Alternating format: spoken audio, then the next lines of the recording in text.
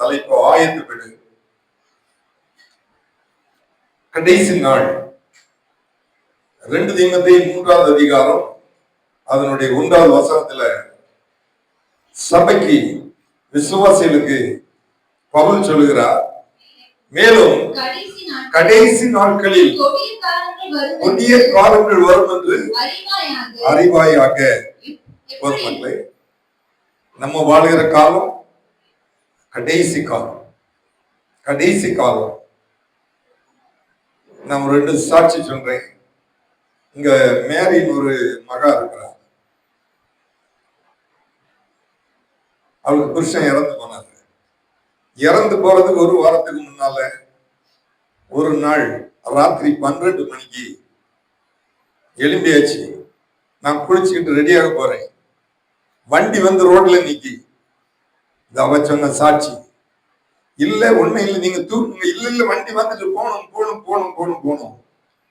ஒரு நாள் 2 மணிக்கு, ஒரு நாள் 4 மணிக்கு. அந்த உலகத்திலிருந்து போறதுக்கு முன்னால ஒரு ஆயத்தம். போகணும் போகணும் போ. நான் சொல்ற சாட்சி உண்மையான சாட்சி. போறதுக்கு முன்னால துடித்து ஒரு நாள் நேரம் வந்த உடனே போயாச்சு பரலோக ராஜ்யத்துல. எனக்கு அடுத்த ஒரு தம்பி இருந்தான். டிரான்ஸ்போர்ட்ல எல்லாம் வேலை பார்த்தான். தலையில ஒரு டியூமர். அதுக்கு ஆபரேஷன் பண்ணதுக்கு கொண்டு போனோம். அப்போ அவன் ஆபரேஷன் பண்ண விரும்பல.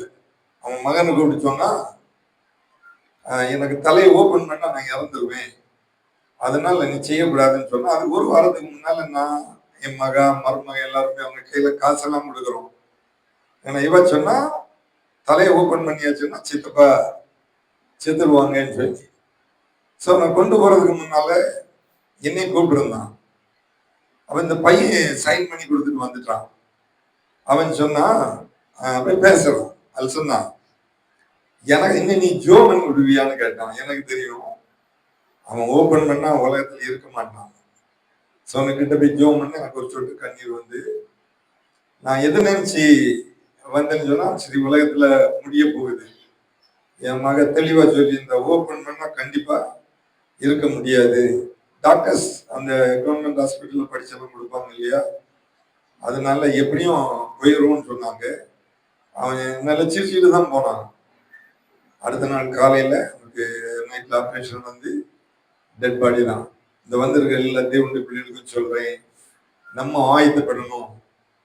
தேவனுடைய ராஜ்யத்துக்கு போறதுக்கு நம்ம ஆயத்தப்படுத்தணும். அப்ப நம்ம வாழுகிற காலம் கடைசி காலம். அதான் பவுல் சொல்றார், மேலும் கடைசி நாட்களில் கொடிய காலங்கள் வரும் என்று அறிவாயாக. இன்னைக்கு எல்லா இடத்துக்கும் யுத்தம் நடக்கு. அநேக ஜனங்கள் ஒவ்வொரு நாளும் மாண்டு போயிட்டே இருந்திருக்கிறாங்க. மத்தேயு சுவிசேஷம் 24வது அதிகாரம் 37வது வசனத்தை அது ஒப்புமையா அங்க எழுதப்பட்டிருக்கிறது. என்ன சொல்லப்பட்டிருக்கிறது? மத்தேயு 24:37, நோவாவின் காலத்தில் எப்படி நடந்ததோ அப்படியே மனுஷகுமாரன் வரும் நாட்களில் நடக்கும். இப்ப நல்ல கிளைமேட். நோவாவின் காலத்தில் இப்படிதான் கிளைமேட் மாறிச்சு. பயங்கரமான வெயிலா இருந்து இவர் சொல்றாரு, இந்த உலகம் அழிய போகிறது, மழை வரப்போகுது, அதனால கர்த்தர் இந்த உலகத்தை அழிக்க போறாருன்னு 87,600 பிரசங்கம் பண்ணாராம். ஒருத்தன் கூட ரட்சிக்கப்படலை. நம்ம கொஞ்சம் பேர் வந்திருக்கிறோம். அவர் சொன்னது போலதான் நடந்து 600 வயசு பிரசங்கம் பண்ணி எல்லாம் முடித்து அவர் பேழையில பார்த்தோம் 600 வயசு. நம்ம எல்லாம் இப்ப ஒரு 70 வயசுலயே கொஞ்சம் தடுமாறி, இல்ல 50 வயசுல கூட தடுமாறிடும். நம்ம வாழ்றது கடைசி காலம். இதில் நான் ஒரு 7 காரியம் வசனத்தை சொல்ல போறேன். 7 காரியத்தை சொல்ல போறேன். அப்ப அந்த காரியம் என்ன? கர்த்தர் வந்து நம்மளை ஆயத்தப்படுத்தும் போது என்ன விரும்புகிறார், நமக்கு என்ன வேணும்? ஆதியாகமத்தின் புத்தகம் 6வது அதிகாரம் அதனுடைய 8வது வசனத்தை படிங்க. நோவாவுக்கோ கர்த்தருடைய கண்களில் கிருபை கிடைத்தது. போதுமா? நோவாவுக்கு கர்த்தருடைய அந்த கண்களில் கிருபை கிடைத்தது. நோவாவின் வம்ச வரலாறு. நோவா தன் காலத்தில் இருந்தவர்களுக்குள்ளே நீதிமானும் உத்தமருமாக இருந்தான். நோவா தேவனோடு சஞ்சரித்துக் கொண்டிருந்தான். ஹல்லேலூயா, ஹல்லேலூயா, ஹல்லேலூயா. நீதிமான் நீங்களும் நானும் எப்படி இருக்கிறோம்? நம்ம ஆயத்தப்படணும். முதல் நீதிமானா நம்ம ஆயத்தப்படணுங்க. நமக்கு ஒரு ராஜ்யம் இருக்கு. அதுக்குதான் இந்த வேதத்தை எடுத்திருக்கிறோம். அதுக்குதான் இவ்வளவு காலையில வந்திருக்கிறீங்க. நோவாவுக்கு கர்த்தருடைய கண்களில் கிருபை கிடைத்தது. அவன் நீதிமானும் உத்தமமாக இருந்தான். எல்லாரும் கரங்களை தட்டி கர்த்தரை மயப்படுத்துவோம். எல்லாரும் உற்சாகமா இருக்கிறீங்க. எங்க இருந்ததுன்னு தெரியுது. நல்லா கவனிச்சுட்டு இருந்தேன். இந்த மைக் இன்னைக்கு நம்ம ஒர்க் ஆகல. சுனில் விசர்த்து கூத்து என்னெல்லாமோ பண்ணி வச்சிருக்காங்க. கரெக்ட் பண்ணிட்டான். அதனால ஆண்டவருக்கு நன்றி சொல்லும்படியாக நம் ஒரு நீதிமான் எல்லாரும் எழுந்து நின்று இயேசுவின் நாமம் இனிதான நாமம் சொல்லக்கூடிய ஒரு பாட்டை பாடும். நான் டாக்டர் ப்ரே பண்றேன். எல்லாரும் சேர்ந்து நம்ம பாடணும். நீங்க தேவ சமூகத்துல வந்திருக்கிறீங்க. நான் பாடிட்டு போடணும்னா கொஞ்சம் கஷ்டம். அதனால மைக் யாராவது எடுத்துடுங்க. அத இந்த நிஷா போடும் பொழுதெல்லாம் அதை பார்த்து கூட நீங்க பாடணும். இயேசுவின் நாமம் இனிதான நாமம். எல்லாரும் எழுந்து நிற்போம். அந்த நாமத்துலதான் நம்ம நீதிமானா மாற முடியும். தேவ சமூகத்துல வந்திருக்கிறோம். பாடி கருத்து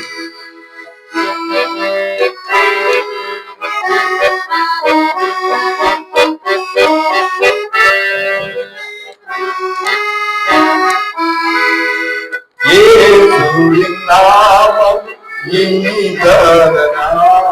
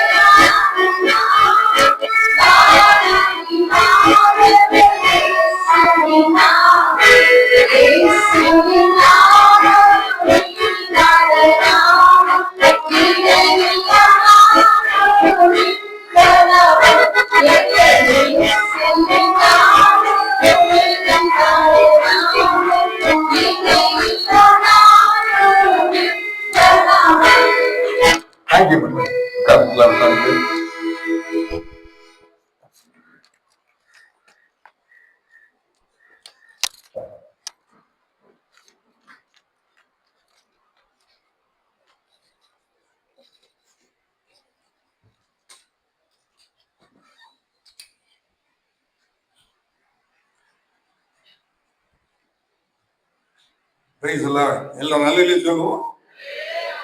ஹல்லேலூயா. கிருபை கிடைக்க காரணம் என்ன? நம்ம பிரசங்கத்திலே இடையில நம்ம பாட்டு பாடணும். நம்ம எல்லாருக்கும் ஒரு உற்சாகம். அந்த நாமத்தை நம்ம தரித்துட்டோம்னா அவர் நம்மளே பார்த்துடுவாரு. நோவாவுக்கு கர்த்தருடைய கண்களில் கிருபை கிடைத்தது. அவன் ஒரு நீதிமானாக காணப்பட்டான். கிருபை கிடைக்க காரணம் என்ன? அதான் நமக்கு முக்கியமான காரியம். நமக்கும் தேவனுடைய கிருபை வேணும். ஆதியாகமத்தின் புத்தகம் 7வது அதிகாரம் 1வது வசனம் படிங்க. கர்த்தர் நோவாவை நோக்கி, நீயும் உன் வீட்டார் அனைவரும் வேலைக்குள் பிரவேசியுங்கள். இந்த சந்ததியில் உன்னை எனக்கு முன்பாக நீதிமானாக கண்டேன். ஹல்லேலூயா, ஹல்லேலூயா. அப்ப நம்ம வாழ்கிற உலகத்துல நம்ம ஆயுதமா இருக்கணும். முதல்ல கர்த்தர் எதிர்பார்க்கிறது என்ன? நீங்களும் நான் ஒரு நீதிமான்களா இருக்கணும், நீதிமாட்டிகளா இருக்கணும். ஒண்ணு அதுதாங்க. நீதிமானுக்கு வைராக்கியம் வராது. நீதிமான் இப்ப ஒண்ணு நாளைக்கு ஒண்ணு அடுத்த நாள் ஒண்ணு பேசவே மாட்டான். வார்த்தையில சரியா இருப்பான். இவன் ஒரு நீதிமான். நீங்களும் நானும் பிரசங்கம் கேட்க சமயத்துல நம்ம ஆயுதப்படுத்தணும். நம்ம அந்த அனுபவத்துல இல்லைன்னா இன்னைக்கு நம்ம ஆண்டவருக்கு ஒப்பு கொடுக்கணும். உலகத்தில் நீதி இல்லை, நீதிமான சரியா வாழ விட மாட்டாங்க. ஒரு பாஸ்டர் பண்ண பிரசங்கத்தை கேட்டேன். திருவாண்டத்துல ஒரு பாஸ்டர், ஒரு முறை மகை நல்ல ஊழியம் செய்துட்டு இருந்தாரு. அவனுக்கு அந்த வந்து பைக் ஓட்டுறதுக்கு ரொம்ப ஆசை.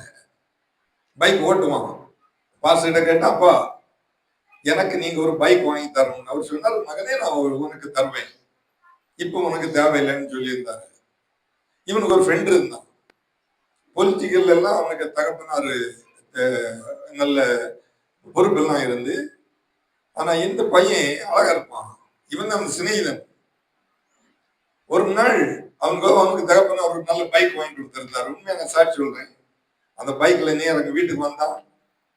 இந்த வாலிப பையன் தகப்பன் தாயோடு சாப்பிட்டுட்டு இருந்தான். இவன் கூப்பிட்டான், பா நம்ம ஒரு ரவுண்டு போயிட்டு வரலான்னு. நீயே வண்டியை ஓட்டுன்னு சொன்னான். இவனுக்கு வண்டியில பெரிய ரொம்ப கிறுக்கு பிடிச்ச பையன். அதனால இப்போ வந்து உள்ள வண்டியெல்லாம் தெரியும்ல. தகப்பனா சொன்னா, அப்பா நான் என் ஃப்ரெண்டு கூட அப்படி ஒரு ரவுண்டு போயிட்டு வரேன். வேண்டாம் போகாண்டா, உனக்குன்னு ஒரு பைக் வரைச்சு போதுண்டா, தயவு செய்து வேண்டாம்னு சொன்னாங்க. சொன்னா கேட்க மாட்டீங்க, நீங்க எப்ப பார்த்தாலும் ஆண்டவரே சோதரம் அப்படிதான் சொல்லிட்டு இருப்பீங்கன்னு கேள்விப்பட்டு ஓடிட்டான். பைக்கை கொடுத்தான். சுருக்கமா சொல்றேன், கொஞ்ச தூரத்துக்கு அங்க ஒரு பெண்ணு கொடையும் பிடிச்சிட்டு ஒரு ஆபீஸ்ல வேலை பார்த்துட்டு இருந்தா. இவங்க பல நாளா நோட் பண்ணிட்டு இருந்தான்.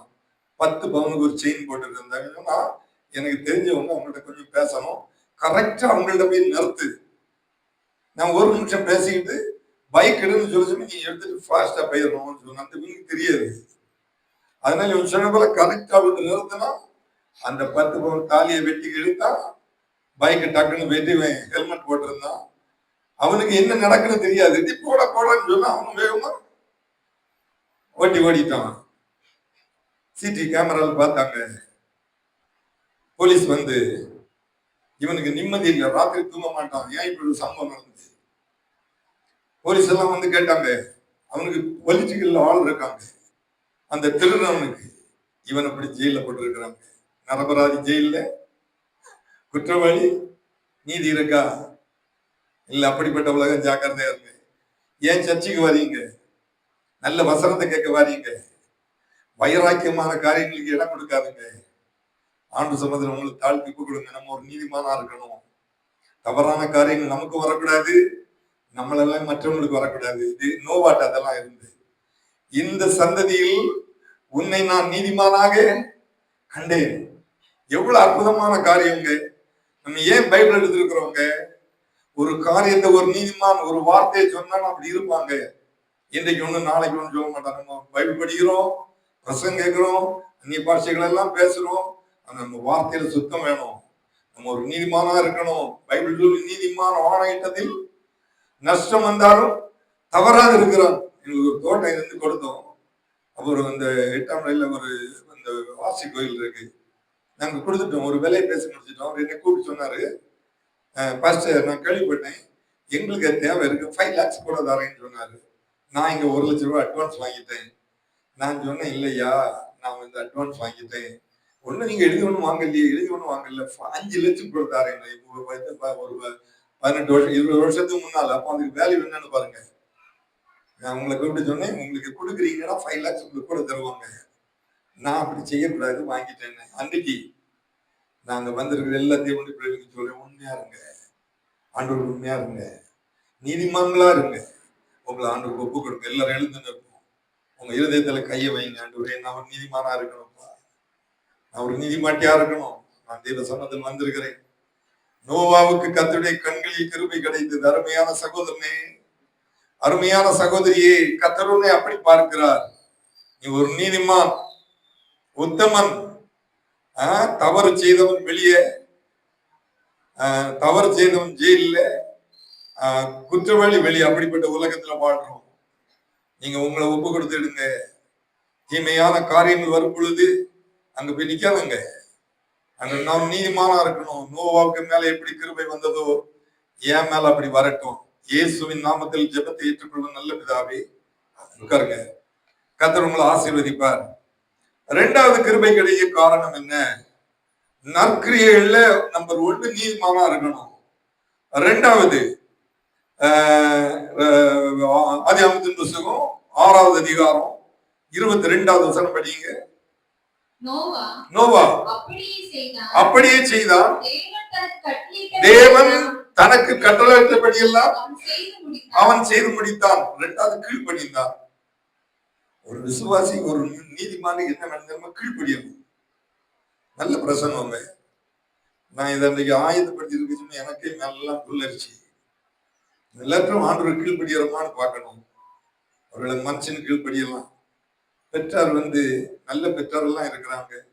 பிள்ளைகள் கீழ்ப்படியலைன்னு சொன்னா ராத்திரி போல அழுறாங்க. ஐயோ, நான் உனக்கு சொன்னேன்டா, நீ போகாதேன்னு சொன்ன, நீ இப்ப ஜெயில கிடக்குதியே. கீழ்ப்படிதல் ரொம்ப முக்கியங்க. இந்த ஒரு காரியம் தான் சொன்னேன். இன்னும் எத்தனையோ பிள்ளைகள் எல்லாம் கீழ்ப்படியாம எத்தனையோ காரியத்தை மாட்டிக்கிட்டாங்க. ஒரு கண்ணீர் விட்டு கதறி எழுதாம வராதுங்க. ஒரு சர்ச் நமக்கு தேவை, ஒரு ஆலோசனை நமக்கு தேவை, தேவனுடைய வார்த்தை நமக்கு தேவை. என்ன என்ன காரியங்கள் எல்லாம் தேவன் நோவாட்ட சொன்னார் அப்படியே செய்தான். ஒரு கொப்பையர் மறந்தால் ஒரு பேழையை உண்டு பண்ணுன்னு சொன்னாரு. இன்றைக்கு உள்ளது போல இந்த மில்லெல்லாம் இல்லை. அந்த ஒரு கப்பலை ஷேப் பண்ணி எடுக்கணும்னா பேழை தான் கப்பல். நீ கப்பல்னு சொல்ல, அன்னைக்கு பேழை. அதை ஷேப் பண்ணி எடுக்கணும்னு சொன்னா அரப மில்லுகள் ஒண்ணுமே இல்லை. இந்த பேழைக்கு வெயிட் எவ்வளவு தெரியுமா? 10,800 டன். நீங்க இதுல எல்லாம் போய் பார்ப்பீங்களா? கூகுள் எல்லாம் இருக்குல்ல, சர்ச் பண்ணி பார்த்து பாருங்க. போய் 10,800 டன் வெயிட். அவ்வளவு மரத்தையும் வெட்டிட்டு வாரான். இவனு வாரவனுக்கு 3 பிள்ளைகள் இருந்தாங்க. Same com, யாபேத். ஒரு நீதிமானுக்கு பிள்ளைகளும் அப்படிதான் இருப்பாங்க. நீங்க நீதிமானா இருந்தா பிள்ளைகள் அப்படி வரணும். பிள்ளைகள் சொல்லிக் கொடுக்கணும். பையன் தவறு பண்றான், பிள்ளை வேண்டாமா, நம்ம எப்படி செய்யணும்? கர்த்தர் அதுக்கு மேல பிரியமா இருக்கிறாரு. எப்பவும் வைராக்கியம், அது ஒரு விதமான காரியங்கள் நம்ம ஆட்கொள்கிறது. தேவன் இருக்க மாட்டாரு. எல்லாம் இருக்கும், தேவன் இருக்கணுங்க. அப்ப நமக்கு அந்த கீழ்ப்படுதல் தேவை. நீங்க அதுக்கு பிறகு படங்கள் எல்லாம் எடுத்தாங்க. இந்த நோவாவும் 600 வயசுல பெரிய பெரிய தடியெல்லாம் காட்டுல போய் கொப்பேர் மரத்துல, கொப்பேர் மரம் எங்க நிக்கி பாக்கணும். இப்ப நம்மள்ட்ட எல்லாம் சொன்னா அப்படி வேண்டாம், எங்களுக்கு பக்கத்துல இந்த தேக்கு நல்லாதான் இருக்குன்னு கூட நம்ம சொல்லிடுவோம். மாடு ரூம்ல சொல்லணும் வைங்க, நீ கொப்பேர் மரத்தால் தான் உனக்கு ஒரு வீடு கட்டணும்னு சொன்னாருன்னு வைங்க. அன்னைக்கு நோவடைஞ்சா நான் எங்க போய் இதெல்லாம் வாங்கிடுவேன். நம்ம உடனே சந்தேகத்துல தான் பேசுவோம். சந்தேகத்துல பேசவே இல்லை. எங்க கொப்பேர் மரம் இருக்கோ அங்க போய் வெட்டலாம். பிள்ளைகள் சொன்னா வாங்கடா, நம்ம ஒரு ஷிப் உண்டாக்கணும். அப்புறம் கொஞ்சம் வேலை செய்வான். பல ஆண்டுகள் ஆகுது. பிரசங்கம் பண்ண போவான். அவன் நல்ல பிரசங்கம் பண்ணான். 87,600 பிரசங்கம் பண்ணான். நம்ம கூட அதுல பாதி காலில் கூட வரல. உங்க எல்லாருக்கும் ஆண்டவர் கிருபை தாளந்தையில தந்திருக்கிறார். நீங்க பயன்படுத்தணும். நாளைக்கு டிபிஎஸ் வீட்டுல இருக்கவங்க எல்லாம் பாருங்க.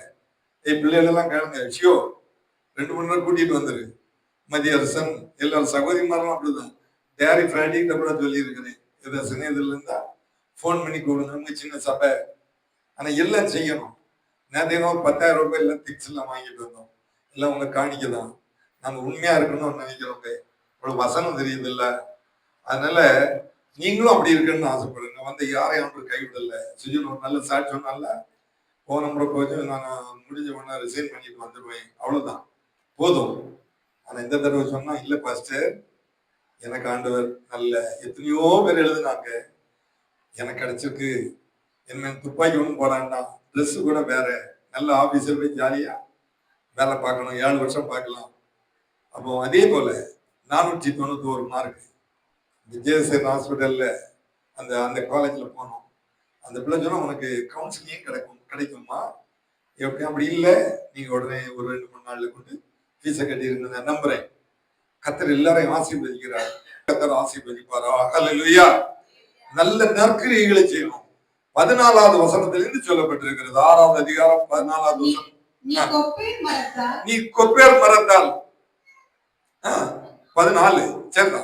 நீ கொப்பேர் மரத்தால் உனக்கு ஒரு பேழையை உண்டாக்கு, அந்த பேழையிலே அறைகளை உண்டு பண்ணி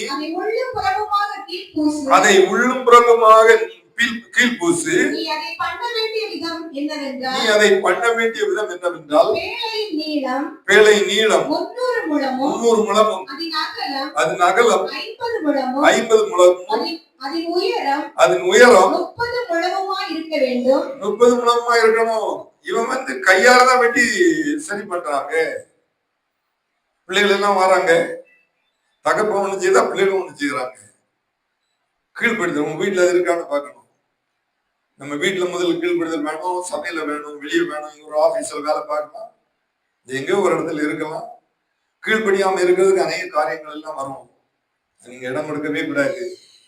நல்ல விசுவாசிகள் தேவ சம்மதத்துல நீங்க தீர்மானம் பண்ணணும். ஆண்டவரே, நான் இப்படிதான் செய்ய போறேன். கொப்பேர் மரத்தால தான் கட்டணும். அவன் வெட்டிட்டு வராங்க, பல நாட்களா இது பண்றாங்க, ஒரு இடமா போய் பிரசங்கம் பண்றான். அவனுக்கு செய்தி யாரும் கேட்கல, பிள்ளைகள் கேட்டாங்க. முதல்ல வெளியே கூட சமாளிச்சிடலாங்க, வீட்டுல சமாளிக்கிறது கஷ்டம். உங்க பிள்ளைகள்லாம் இப்படிதான் இருப்பேன், அப்படிதான் செய்வேன். அதுதான் அந்த உதாரணங்கள் எல்லாம் சொன்னேன். நல்ல தாயும் தகப்பனும் பிள்ளைகளுக்கு நல்ல ஆலோசனை சொல்லி கொடுக்கணும், கீழ்ப்படியணும். நோவா கீழ்ப்படிந்தான், அதனாலதான் தேவனுடைய கண்களில் கிருபை கிடைத்தது. எல்லாரும் எழுந்து நிற்போம், கண்களை மூடும். ஆண்டவரே, இந்த அனுபவத்தை எனக்கு தாரும் அப்பா. நான் ஒரு நிரபராதிய வாழ ஆசைப்படுறேன். எனக்கு ஒரு ஒபீடியன்ட் வேணும், கீழ்ப்படிதல் வேணும். இதுல என்னை காத்துக் கொள்ளுங்க, என்னை ஒப்பு கொடுக்கிறேன். நோவா அப்படியே செய்தானா? அருமையான சகோதரிமார்களை கத்தெடுத்து உங்களிடத்துல ஒரு கீழ்ப்படுதலை எதிர்பார்க்கிறார். நீங்க ஆண்டவர் கீழ்ப்படிந்தா பிள்ளைகள் ஆண்டவர் கீழ்ப்படிவாங்க. நீங்க சபைக்கு ஒரு ஆலோசனை சொல்லி கீழ்ப்படிந்தா உங்க வாழ்க்கையில எல்லா நன்மையும் வரும். இயேசுவின் நாமத்தில் ஜெபத்தை ஏற்றுக்கொள்ளும் நல்ல பிதாவே, ஆமென். உட்காருங்க, எல்லாரும் காரங்களை தேடி கர்த்தரை மகிமைப்படுத்துவோம். 3வது எபிரேயருக்கு எழுதின நிருபம் 11வது அதிகாரம் 7வது வசனம் படிங்க. எபிரேயர், விசுவாசத்தினாலே நோவா தற்காலத்திலே காணாதவைகளை குறித்து தேவ எச்சரிப்பு பெற்று பயபக்தி உள்ளவனாகி குடும்பத்தை ரட்சிப்பதற்கு பேழையை உண்டு பண்ணினான். அதனாலே அவன் உலகம் ஆக்கினைக்குள்ளான் என்று தீர்த்து விசுவாசத்தில் உண்டாகும் நீதிக்கு சுதந்திரவாளியாக காணப்பட்டான். ஹல்லேலூயா. 3வது விசுவாசித்தான். முதல்ல நீதிமானா இருந்தான், 2வது விசுவாசி கீழ்ப்படிந்தான், 3வது விசுவாசித்தான். ஒரு சின்ன செய்தி நீங்க கேட்டுட்டு போகணும், வீட்டுல ஃபாலோ பண்ணணும். விசுவாசிக்காம இருக்கிறதுக்கு பல விதமான நெருக்கங்கள் எல்லாம் வரும். எங்களுக்கும் வந்திருக்கு. எத்தனையோ முறை நான் கூட நினைச்சிருக்கேன், இதை விசுவாசிக்க வேண்டாம், நமக்கு வேண்டாம், ஊழியெல்லாம் வேண்டாம், அப்படியெல்லாம் நான் நினைச்சிருக்கேன். அக்ஷரம் கொஞ்சம் கை கொடுத்தா போதும், இன்னுமே நம்மளால முடியாது. பல விதமான இந்த தூஷிப்பு இதெல்லாம் வந்துட்டு உங்க வாழ்க்கையில அதை அனுபவிச்சிருக்கிறீங்களா? நம்ம பிரசங்கம் பண்றான், அதுவரை மழையை பார்த்ததே இல்லை. நோவாவின் காலத்துல நோவா பிரசங்கம் பண்ணா ஒரு பெரிய மழை வரப்போகுது, தண்ணி வரப்போகிறது, கர்த்தர் இந்த உலகத்தை அழிக்க போறாரு என்கிட்ட சொல்லி இருக்கிறான். நான் விசுவாசிக்கிறேன். வாலிப பைக்கெல்லாம் கூட்டி இருந்து என்ன ஆச்சு இவருக்கு இல்லையா சொல்லியிருப்பாங்க இல்லையா? மழையை பார்த்ததுல தான் வருமா? எல்லாத்துக்கு என்ன ஆச்சு இவருக்கு? எல்லாம் இப்படிதான் கேள்வி பண்ணிட்டு இருந்தாங்க. இவர் பிரசங்கம் பண்ணிட்டே வர்றாரு, சிரிச்சிட்டு பிரசங்கம் பண்ணாரு. இல்ல தம்பி, கர்த்தர் இதை சந்திக்க போறாரு. 78வது வருஷம் அந்தமானுக்கு ஒரு ஊழியத்துக்கு போயிருந்தோம். டாக்டர் வசந்த் வீட்டு கூட்டிட்டு போனாரு. அப்போ எல்லாம் அங்க எல்லாம் கொஞ்சம் இடம் வேணும்னா நம்ம எந்த இடத்தை எடுக்கிறோமோ அங்க போய் சொன்னா போதும், நமக்கு தந்துருவாங்க. அப்படிப்பட்ட நல்ல ஒரு மாதிரி அட்டை ஒண்ணு உண்டு. அது நம்ம மேல ஒட்டிச்சுன்னா எல்லாம் நிறைய மலைகள் இருக்கு, காடுகள் இருக்கு. டொங்கின்னு ஒரு இது உண்டு, ஒரு போட்டு, அதுலதான் ஒவ்வொரு தீவுக்கும் போகிறது. ஸோ நிறைய தீவு போயிருக்கேன். பைபிள் ஒன்றும் பொய் சொல்லாதுங்க.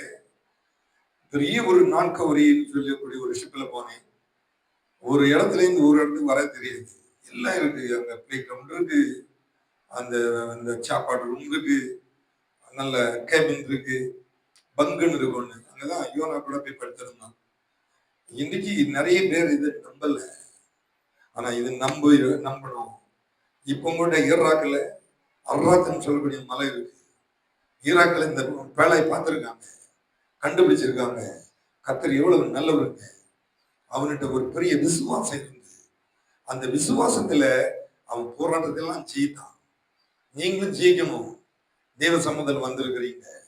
விசுவாசமானது நம்பப்படும் உறுதியும் காணப்படாதவைகளில் நிச்சயமாக இருக்கிறது.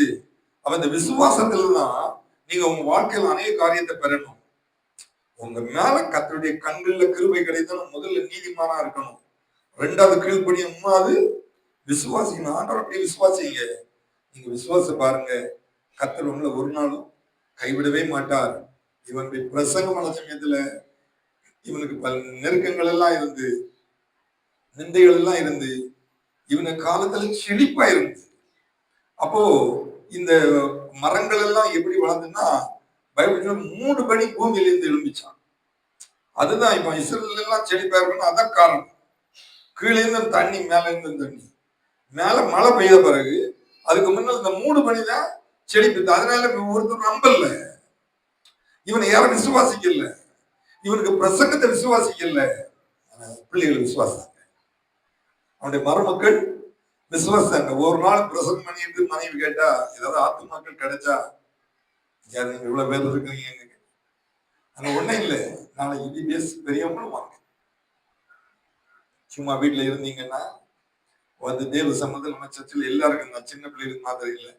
நிறைய பேர் சின்ன பிள்ளைல விபிஎஸ் போயிருக்க மாட்டீங்க இல்லையா? அதனால வாங்க, போட்டு வந்து நல்ல இங்க எல்லாருக்கும் நல்ல டான்ஸ் எல்லாம் இருக்கும். விசுவாசத்தினாலதான் நீதிமான் பிழைக்க முடியுங்க. நோவா விசுவாசித்தான். கர்த்தருடைய கண்களில் அவனுக்கு என் தயவு கிடைக்குன்னு சொன்னா அவ்வளவு தன்மை அவங்ககிட்ட இருந்து எல்லாருக்கும் ஆண்டவர் இந்த ஜீவிதம் எனக்கு தான். நீங்க விசுவாசித்தா உங்களுக்கு நல்ல சாப்பாடு கிடைக்கும்.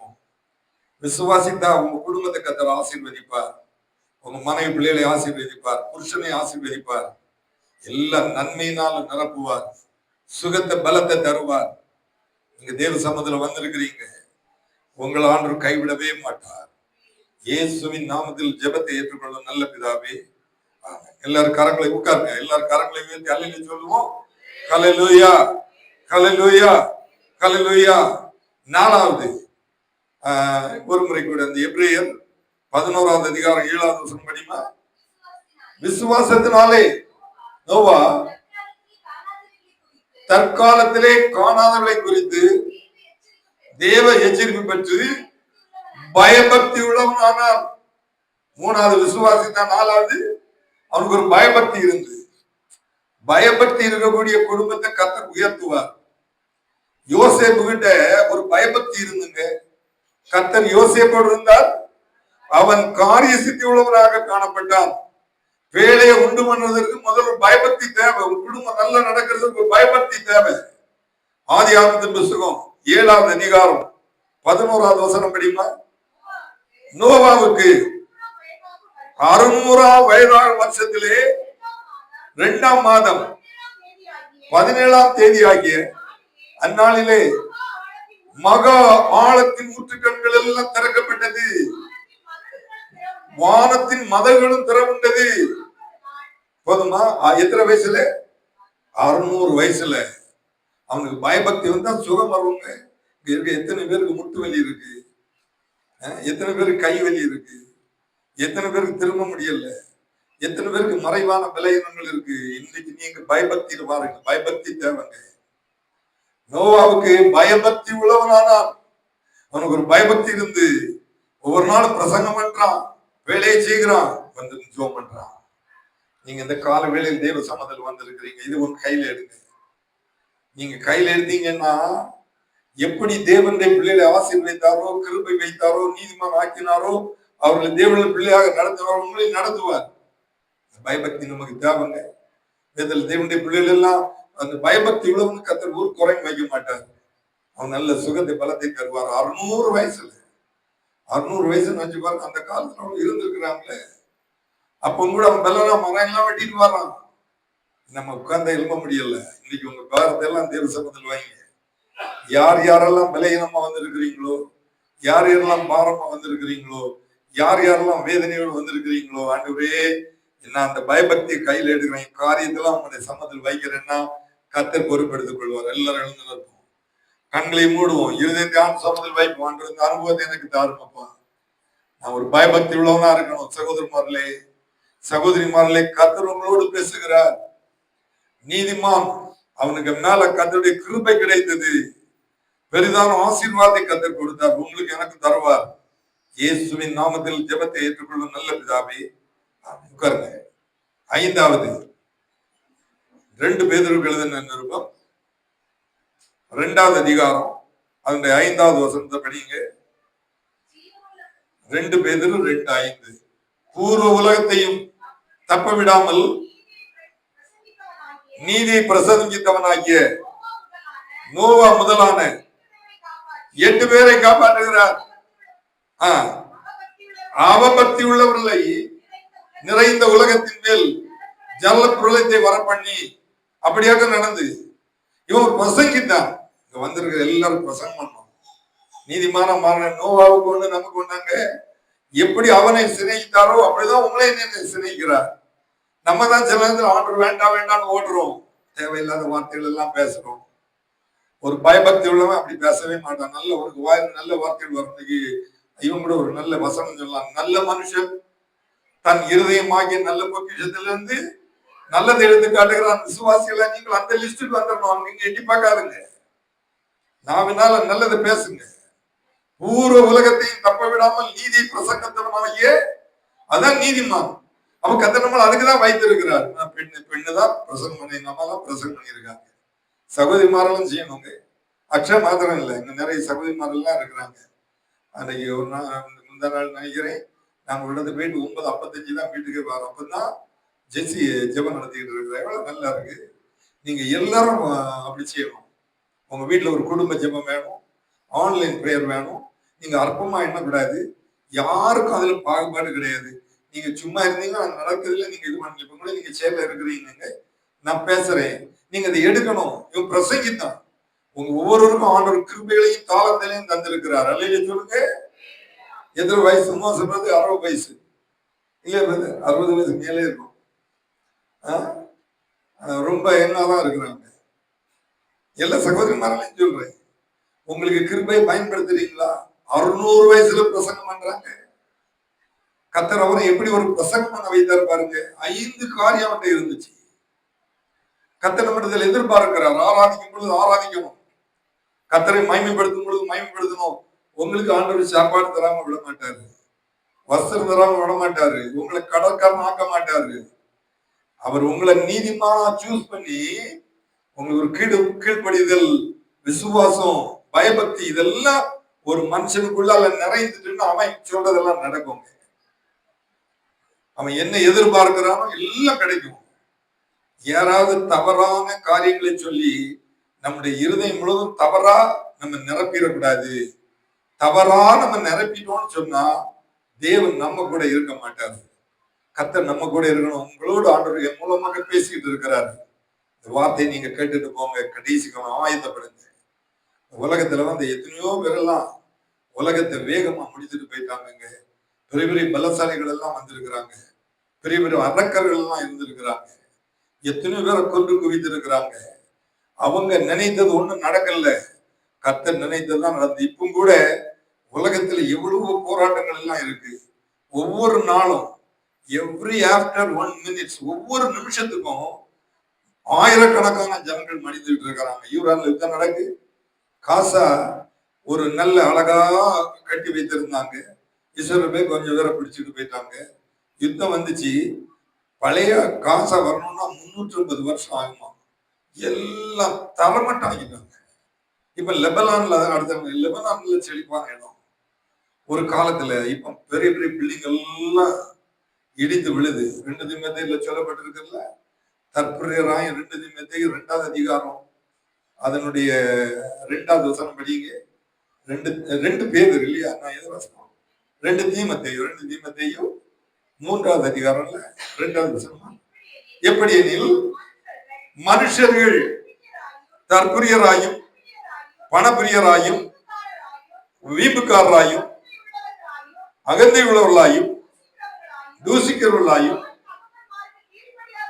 தாய் தகப்பன்மாருக்கு கீழ்ப்படியாதவர்களாயும் நன்றி அறியாதவர்களாயும் பரிசுத்தம் இல்லாதவர்களாயும் சுபாவ அன்பில்லாதவர்களாயும். நான் சொல்றேன், இந்த நோவாவுக்கு சுபாவ அன்பு இருந்தது. சுபாவ அன்பு இல்லாதவன் எனக்கு ஒரு நிம்மதி இருக்காது. அவன் சிரித்தாலும் அமைதல் இல்லை, சினந்தாலும் ஏதாவது ஒண்ணு பண்ணிட்டே இருப்பான். பெண்ணும் அப்படிதான். நீங்க இந்த வசனத்தை எல்லாம் பார்க்க சமயத்துல நான் ஆயத்தப்படணும். இங்கதான் ஒரு எச்சரிப்பு கிடைக்கும். உங்க பிரசங்கம் பண்ற எனக்கு உங்களுக்கு நமக்கு இது இருக்கான்னு பார்க்கணும். இது இல்லைன்னா இன்னைக்கு இவ்வளவு நம்ம தரிக்கணும். அப்பதான் விசுவாசம் வேலை செய்யும். அப்பதான் கீழ்ப்படிதல் வரும். அப்பதான் சந்தோஷம் வரும். நம்ம என்னதான் அந்த காரியங்கள் நம்மகிட்ட இருந்தாலும் இந்த அனுபவம் இல்லைன்னு சொன்னா தேவனுடைய கண்களில் நம்ம கிருபை இல்லை. நம்ம சொல்லிடலாம், ஒரு விசுவாசி, இவ்வளவு விசுவாசி, அவருக்கு நாமத்தெல்லாம் பயன்படுத்தலாம். இந்த தன்மை இருக்கான்னு பார்க்கணும். இந்த பட்டியல் நம்மகிட்ட இருக்கான்னு பார்க்கணும். நல்லோரை பாய்க்க கூடாது. நல்ல பெண் இருக்கும், 4 பேர் சேர்ந்து மோசமாவனவேன்னு சொல்லுங்க. நம்ம வாயில் வரவே கூடாது. பைபிள் அழகா சொல்லப்பட்டிருக்கு. அடுத்த வருஷம் என்ன சொல்லப்பட்டிருக்கிறது? துரோகிகளாயும் துணிகரம் உள்ளவர்களாயும் இருமாப்புள்ளவர்களாயும். அதற்கு சில இருமாப்பு இருக்கும். நான் இதை செய்ய மாட்டேன், நான் இப்படிதான் இருக்கேன், நீ சர்ச்சைக்கு வாட, நான் பண்ண மாட்டேன், நீ வாமா, நான் பண்ண மாட்டேன். வரணும், நமக்கு இந்த இருமாப்பு வரவே கூடாது. எப்படிங்க இந்த அனுபவங்கள் எல்லாம் வரும்? எப்படி ஆசீர்வாதம் தாங்குங்க? ஒரு பையன் 4 நாளைக்கு முன்னால ஃபோன் பண்ணான். எங்க அம்மா தான் ஒரு தொழில் எல்லாம் செய்த ஆரம்பிச்சாங்க. சில ஆண்டுகளுக்கு முன்னால அண்ணன் தான் போடுவோம். எனக்கு ஒரு நாள் 1 லட்சம் ரூபா எனக்கு தொழிலில் லாபம் கிடைக்கும்னு சொன்னா 4 நாளைக்கு முன்னால, அண்ணே எனக்கு வேண்டி ஜோம் பண்ணணும், எனக்கு தொழிலெல்லாம் போயிட்டு, என் சொத்தெல்லாம் போயிட்டு, என் வீடை கூட எழுதி வாங்கிட்டாங்க, என் மனைவி அழுத, என் வீடை மாத்திரமா தர முடியாது, கேசல் தானே பார்த்துக்கலாம், நான் தெருவு வந்துடுவேன், தேவ சமத்தில் நிற்கிறேங்க, உலகம் எல்லாம் போகுது கேட்குறாங்க. நல்ல கிறிஸ்தவங்க தேவன் கொடுத்திருக்கிற சமயத்துல தேவனுக்காக வாழலைன்னா ஒரு சமயம் வரச்சு இன்னும் தாக்கு பிடிக்க முடியாது. ஆண்டு ரொம்ப நல்லவர். அவருடைய வழிகளை கடைபிடித்து நம்ம வந்தோம்னா கண்ணை 3 துறையில நமக்கு ஒரு குறையும் வைக்க மாட்டார். எல்லாரும் கரங்களை தட்டி கத்தனை வாங்கி போயிடுவோம். ஒரு சின்ன காரியத்தில் குறையும் வைக்க மாட்டாரு. நீங்க சந்தோஷமா இருக்கலாங்க. அதுக்குதான் இப்படிப்பட்ட வார்த்தைகள் எல்லாம் சொல்லப்பட்டிருக்கு. அவனுக்கு ஆறுதல் சொல்ல முடியல. அவனுக்கு ஆறுதல் சொல்ல எனக்கு வார்த்தை இல்லை. பெரிய மனுஷன், அவன் கண்ணீர் விடுறான், எனக்கு எதை செய்ய முடியுமா? முடியாது.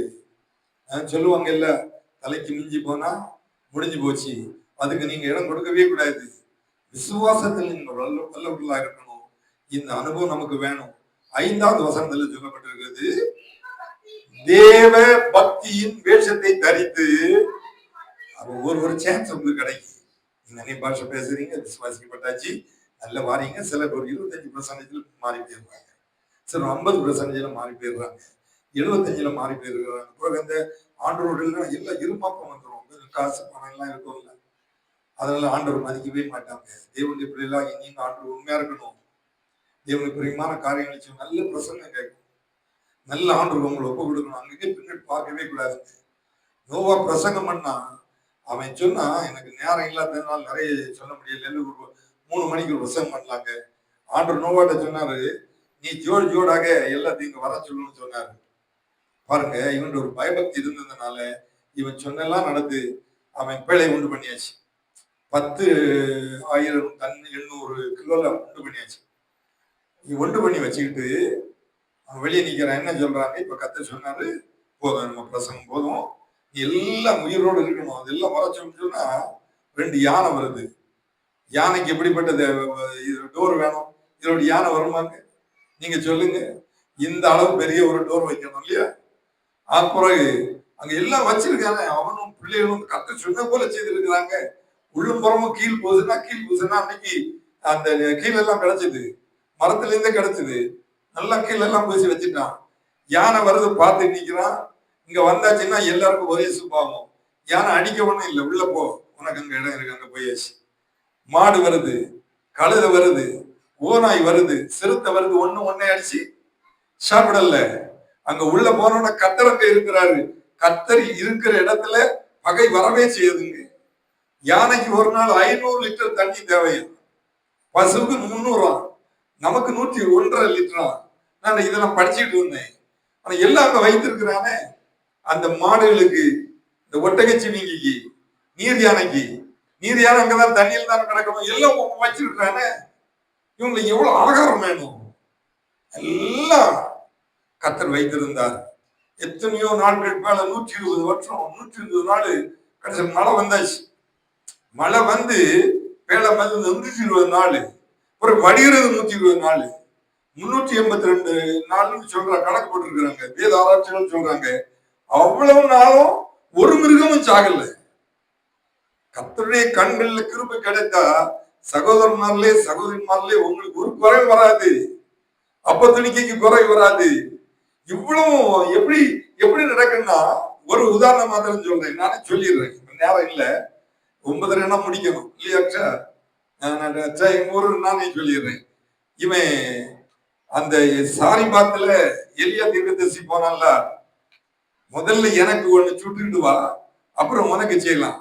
அவ அது போல கேட்டா.